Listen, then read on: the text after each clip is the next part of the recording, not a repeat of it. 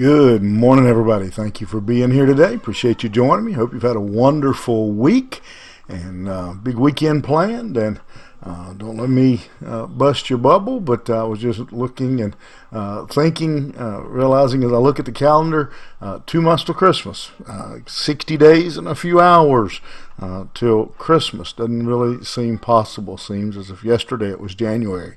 But thank you for being here. If you want to follow along, we're in the book of Ruth, chapter 3, and beginning in verse number 5. We read that Ruth, she replied, "All that you say I will do." So she went down to the threshing floor and did just as her mother-in-law had commanded her. And when Boaz had eaten and drunk and his heart was merry, he went to lie down and at the end of the heap of grain. Then she came softly and uncovered his feet and lay down. This is not the dating game as you and I know it. This is an odd story, but again, it would have been tradition and practice of their time. And so Ruth agrees with her mother-in-law and carries out these actions. Again, very risky decision, no doubt difficult. There were a lot of risk here. How will Boaz respond to waking up with this woman sleeping at his feet? How's he going to, how will he respond? Here he is, kind of an important man, very respected, and again, in our culture today, nobody would bat an eye, but even though they weren't doing anything, she was just at his feet.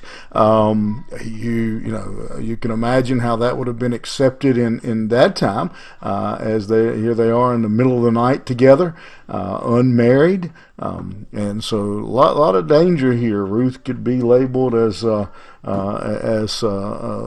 loose woman in that time, and so this is a dangerous thing.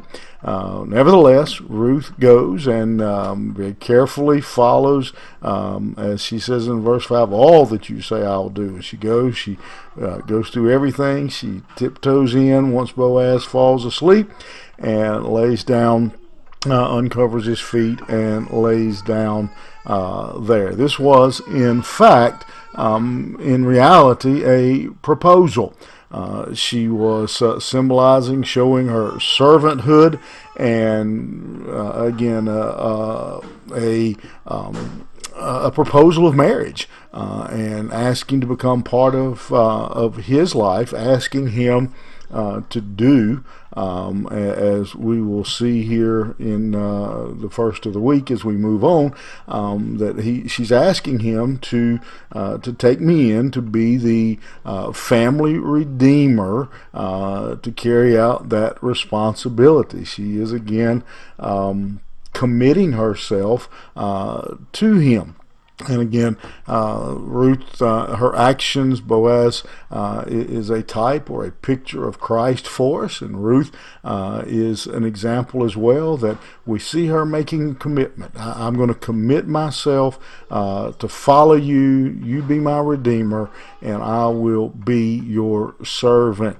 And this story is just a beautiful story. It would be so much better if we could just spend several hours together, maybe several days, and just go through this book all at once rather than having to break it up. But I hope even in breaking it up, you can begin to see how Ruth and Boaz, the picture is there, how they show us of the relationship between the servant and the Redeemer, the actions of the Redeemer. It just reminds us again, as beautiful as the story is of Boaz and Ruth and what takes place here, how much more wonderful the story of our Redeemer is, and what Jesus Christ has done for his people, for those who will come to him and accept his forgiveness and seek a relationship with him. That the story of Boaz and Ruth could make a Hallmark movie and be a beautiful story. It is a beautiful story, but how much greater, how much more beautiful is it what Jesus has done for you and I. Have a good one. You think about that. We'll see you here Monday morning.